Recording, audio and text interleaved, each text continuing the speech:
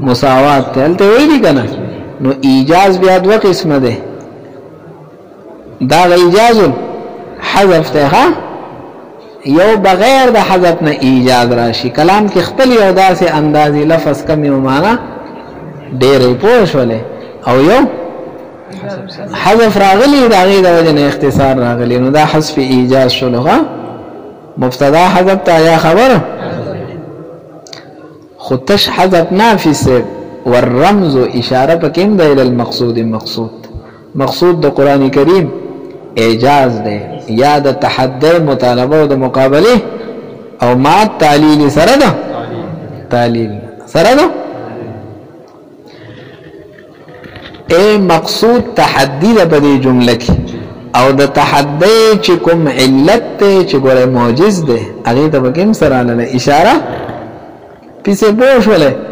رمز ده اشاره ده مقصود مع التعلیل تا مقصود صدا مطالبه بدلتا اے الف لام میم سمانا مقابله وک مقابله او نشه کوله اعجاز تعلیل ته بکم اشاره را وفي الثانيه ودویمه جمله کې فخامه التعریف فی سبب تعریف عظمت ته ذالک هم معرفه الكتاب دا ټول غړي خبرې نه دي پوښله به خبره ما او دلته مقصود حصر د جنس ته خو په اعتبار د حصر الکمال سره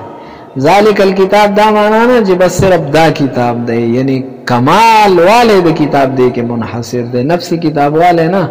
کمال والے دی کې څه دی منحصر دی ها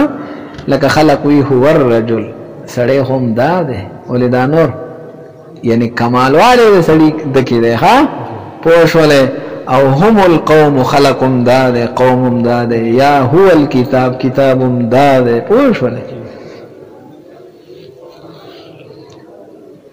وفي الثالثه وفي الدريمه جمله کې تاخير الظرف راغله لا ريب فيه لا فيه ريب نه ده فيه را مخکې شوی نه ده رستو شوی ده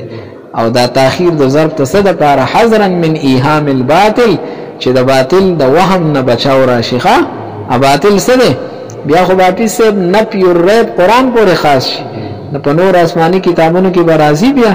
او حال لا چې نور کې خومو نو دغه باطل نه د بچاو د فار لارې به مخ کې شو په پیه باندې سلورمه جمله ته ګوره فی سب حذف پکیم ده هو حذف شوی ده هو هودن هو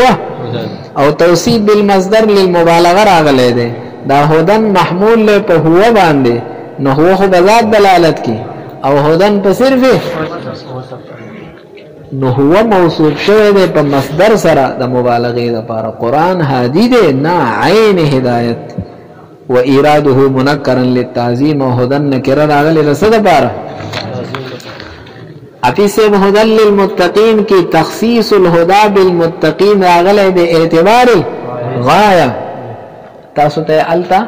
د اختصاص کی اعتراض کړو چې قرآنی کریم خود ټولو خلقو لپاره هدایت دی نه د متقین پورې اختصاص په څه بنیاد راغی نو الته دوه خبرې کړې وي هغه بدل ته وسره وړي